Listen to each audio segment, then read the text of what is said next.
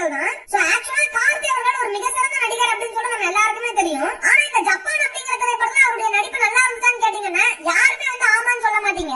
அவருடைய வாய்ஸ் எவ்வளவு ஒரு சூப்பரான வாய்ஸ். ஏதோ ஒரு நாள் நிச்சயமா என் சாவு வந்தே தீரும் சார். ஆனா இந்த திரைப்படத்துல அந்த வாய்ஸ கேட்டாலே நமக்கு எரிச்சலாகிற மாதிரி தான் அவர் பேசியிருப்பாருங்க.